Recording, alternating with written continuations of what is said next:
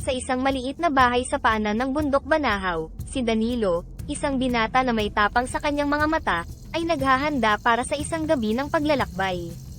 Bilang anak ng isang magsasaka, sanay siya sa mahihirap na gawain at hindi siya madaling panghinaan ng loob.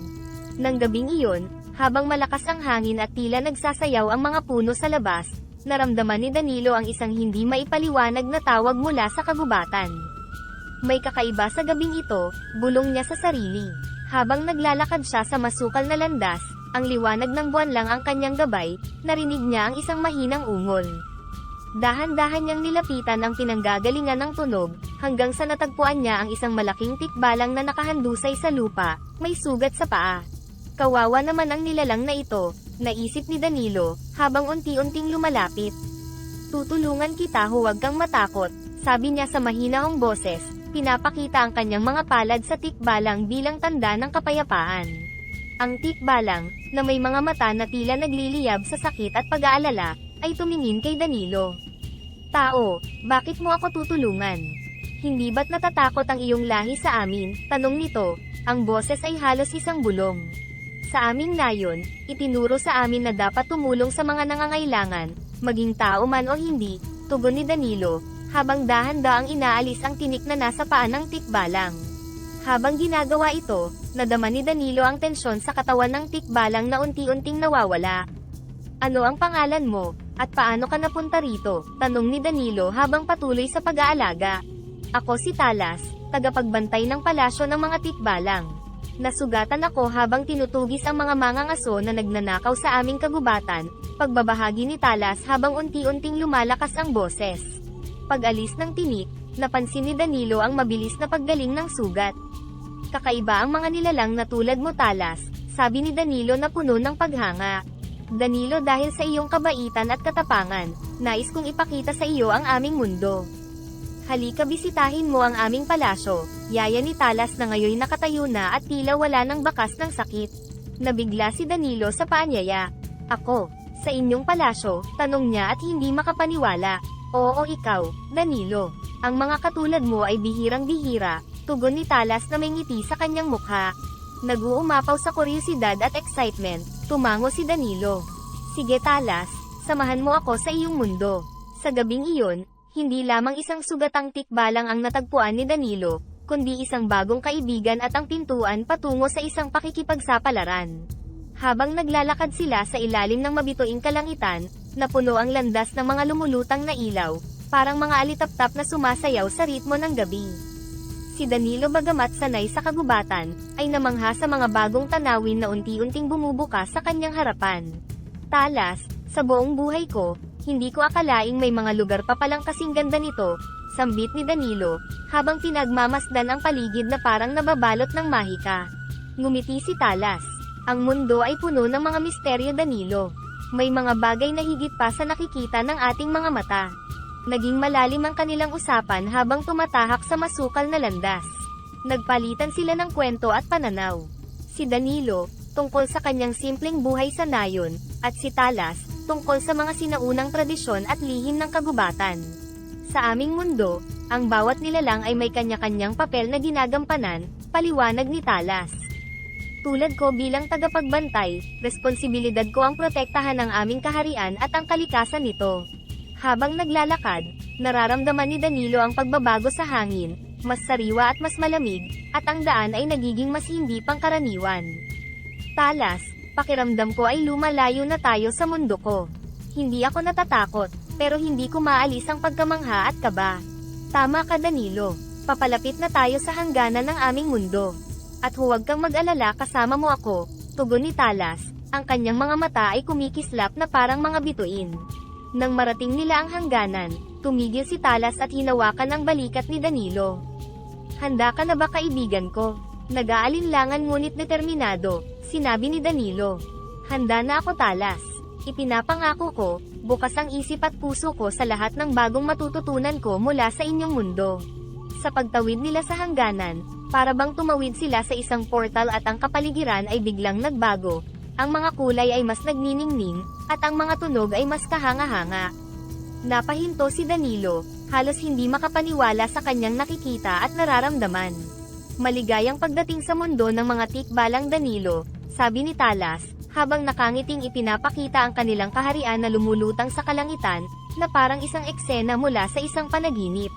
Sa harap nila ay tumambad ang isang kahanga-hangang palasyo, na tila hinabi mula sa mga sinag ng buwan at bituin. Ang mga pader nito ay yari sa mga dahon at sanga na kumikinang, at ang mga tore ay tila abot hanggang langit. Ang ganda, hindi ko maipaliwanag, bulalas ni Danilo at ang kanyang mga mata ay malawak na nakabukas sa pagtataka at paghanga. Halika, hayaan mong ipakita ko sa iyo ang kagandahan ng aming tahanan, aya ni Talas na tila ipinagmamalaki ang kanyang kaharian. Habang naglalakad sila sa loob ng palasyo, ipinaliwanag ni Talas ang kasaysayan at mahika na yumayakap sa lugar. Ang bawat silid ay may sariling kwento, at bawat pasilyo ay isang saksi sa napakahabang kasaysayan ng kaharian ng mga tikbalang. Sa bawat hakbang ko, nararamdaman ko ang bigat at lalim ng inyong kasaysayan, sabi ni Danilo. Ang kanyang boses ay puno ng respeto at pagkamangha. Tumawa si Talas. Ang kasaysayan ay parte ng aming pagkatao, Danilo. Ngunit higit pa roon, ito ay patuloy na gumagabay sa aming kinabukasan. Habang sila ay nagpapatuloy, napadaan sila sa isang malawak na hardin na puno ng mga di-karaniwang bulaklak at halaman. Ang bawat isa sa mga halamang ito ay may kanya-kanyang kapangyarihan, paliwanag ni Talas. Ang ilan ay nagpapagaling, ang iba ay nagbibigay proteksyon, at mayroon ding mga nagdadala ng kapayapaan sa isip at kaluluwa. Nakatitig si Danilo sa isang bulaklak na nagbabago ang kulay. Ang lahat dito ay tila buhay na buhay, Talas. Parang nararamdaman ko ang kanilang enerhiya. Ngumiti si Talas. Iyan ang diwa ng aming mundo, Danilo. Ang bawat nilalang at elemento ay konektado, nagtutulungan at nagkakaisa. Nang sila ay papalapit na sa sentro ng palasyo, napansin ni Danilo ang pagbabago sa aura ng lugar. Parang mas malakas ang kapangyarihan dito, sabi niya, ang kanyang balat ay nakaramdam ng bahagyang pangingilabot. Oo, nasa puso na tayo ng palasyo, tugon ni Talas. At dito, ipapakita ko sa iyo ang aming pinakaiingatang kayamanan. Sa kanilang pagpasok sa sentro ng palasyo, kung saan ang liwanag at anino ay nagsasayaw sa isang hindi maipaliwanag na ritmo, naramdaman ni Danilo ang isang malalim na koneksyon sa lugar na ito, na tila ang kanyang paglalakbay ay hindi lamang isang pagbisita, kundi isang pag-uwi sa isang matagal na nakalimutang tahanan. Sa kaibuturan ng palasyo ng Tikbalang, dinala ni Talas si Danilo sa isang silid na nakakabighani sa ganda. Puno ito ng mga alahas, gintong barya, at iba't ibang uri ng mahahalagang bato tulad ng diamante, ruby at sapphire. Halika, Danilo, sabi ni Talas habang tinuturo ang isang malaking kahon na yari sa purong ginto at inukitan ng mga imahe ng kagubatan at mga tikbalang. Ito ang mga handog namin para sa iyo, bilang pasasalamat sa iyong kabutihan at katapangan. Binuksan ni Talas ang kahon, at agad na nagningning ang mga nilalaman nito sa liwanag. Sa loob, mayroong mga kwintas na gawa sa mga pinong gintong sinulid, na pinaghihiwalay ng mga maliliit na diamante. Mayroon ding mga singsing na may malalaking ruby na kumikinang sa bawat galaw, at mga pulsaries na may mga sapphire na kasing linaw at kasing kulay ng langit. Ang mga gintong barya na ito, paliwanag ni Talas habang inaangat ang isang maliit na kahon na puno ng kumikinang na barya, ay mula sa aming pinakalumang minahan, na bihira naming ibahagi sa labas ng aming mundo. Hinawakan ni Danilo ang isa sa mga gintong barya, napansin niya ang kakaibang bigat at lambot nito. Ang mga ito, sobra-sobra na, Talas. Hindi ko alam kung paano ko masusuklian ang kabaitang ito. Hindi namin hinihingi ang anumang kapalit, Danilo, tugon ni Talas, ang kanyang mga mata ay puno ng pag-unawa at pagkakaibigan. Ang mahalaga sa amin ay ang pagkakaibigan at ang pagbabahagi ng mabuting kalooban. Habang tinitignan ni Danilo ang mga kayamanan, hindi lamang niya nakikita ang kanilang halaga kundi ramdam din niya ang pagmamalasakit at tiwala na ipinagkaloob sa kanya ng tikbalang. Sa bawat piraso ng alahas, sa bawat barya, at sa bawat mahalagang bato, naroon ang asensya ng isang mahiwagang mundo na bukas loob na nagpapahalaga sa kabutihan higit sa lahat. Ang regalo na ito, sabi ni Danilo, ang kanyang boses ay nanginginig sa emosyon, ay magiging paalala sa akin hindi lamang ng iyong kabutihan, Talas, kundi ng isang malalim na pagkakaibigang hindi nasusukat ng anumang kayamanan.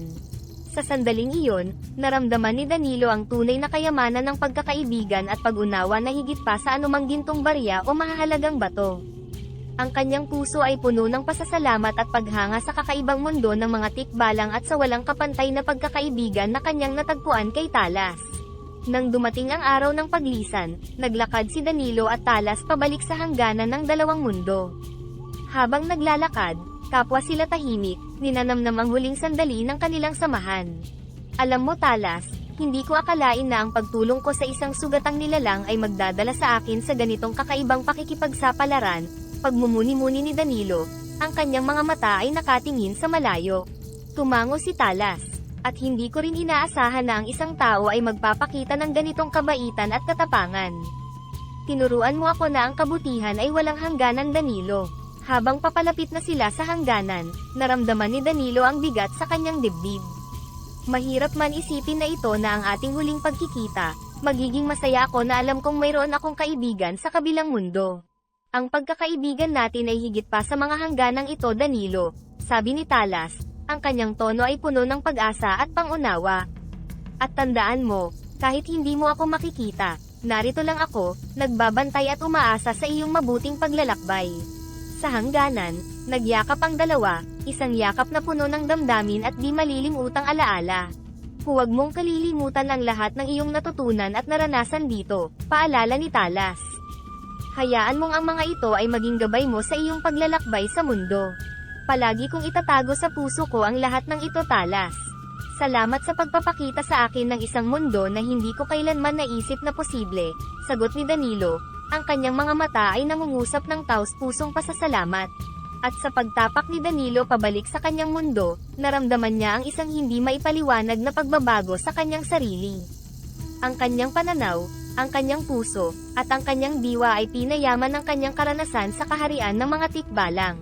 Nang tumalikod siya para sa huling sulyap, nakita niya si Talas na unti-unting nawawala sa kalabuan ng hangganan, ngunit ang init ng kanilang pagkakaibigan ay mananatiling nabubuhay at nag-aalab sa kanyang puso. Pagkatapos ng kanyang paglalakbay, bumalik si Danilo sa nayon dala ang kayamanan mula sa palasyo ng tikbalang. Sa kanyang pagmumuni-muni, naisipan niyang gamitin ang mga ito para sa isang makabuluhang layunin. Nalaman niyang ang malawak na lupain, na sinasaka ng mga mahihirap sa kanyang nayon ay pag-aari pala ng isang mayamang negosyante. Nagpasya si Danilo na gamitin ang malaking bahagi ng kanyang kayamanan para bilhin ang lupa at ibigay sa mga matagal nang nagsasaka dito. Isang araw, nagtungo si Danilo sa malaking bahay ng negosyante. Magandang araw po, nais ko sanang makausap kayo tungkol sa inyong lupain na sinasaka ng aming mga kababayan, panimula ni Danilo. Aba, at sino ka naman binata, tanong ng negosyante, na may bahid ng pagtataka at interes. Ako po si Danilo, isang simpleng mamamayan ng nayong ito.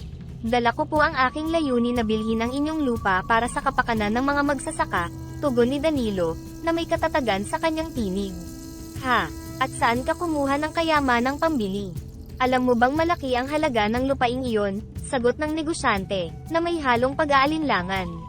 Dito, ipinakita ni Danilo ang mga ginto at hiyas na dala niya. Nagkaroon po ako ng pagkakataon na makatagpo ng kayamanan, at nais ko pong gamitin ito para sa ikabubuti ng aming komunidad. Matapos ang mahaba at seryosong usapan, pumayag ang negosyante na ipagbili ang lupa. Sa oras na naayos ang lahat, ipinaalam ni Danilo sa mga magsasaka ang magandang balita. Talaga bang para sa amin na ang lupaing ito Danilo? Tanong ni Mang Tomas, ang isa sa mga matatandang magsasaka. Ang kanyang mga mata ay naglalaman ng pag-asa. Opo Mang Tomas, ang lupang ito ay sa inyo na.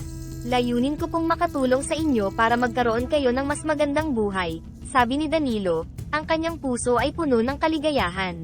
Napaluha ang mga magsasaka sa labis na pasasalamat. Maraming salamat, Danilo. Hindi mo alam kung gaano kahalaga ito para sa amin. Matagal na naming sinasaka ang lupang ito ngunit ngayon, maaari na naming tawagin itong aming sarili, sambit ni Aling Zelda, na patuloy sa pagpapasalamat. Ang pagbabahagi ng kayamanan ni Danilo ay naging daan, para magkaroon ng pagkakataon ang mga magsasaka na maging pag-aari ang lupa, na matagal na nilang binubungkal. Ang dating pangarap lamang ay naging katotohanan na ngayon. Sa pagtatapos ng araw, habang naglalakad si Danilo pabalik sa kanyang tahanan, naramdaman niya ang tunay na yaman ng pagbibigay at pagtulong. Ang mga ngiti at pasasalamat ng mga tao sa kanyang nayon ay higit pa sa anumang kayamanang material na may papalit. Sa kanyang puso, Alam niyang nagawa niya ang tamang pagpapasya, na magpapabago hindi lamang sa kanyang buhay kundi pati na rin sa buhay ng mga kababayan niya. Ang kanyang karanasan sa palasyo ng mga tikbalang, ang mahalagang aral ng pagkakaibigan, at pagtulong ang nagbigay inspirasyon kay Marco na gamitin ang kanyang mga kayamanan sa pinakamakabuluhang paraan. Ang pagbibigay ng kapangyarihan sa mga tao na magmay-ari at magpapasya para sa kanilang lupa at kinabukasan.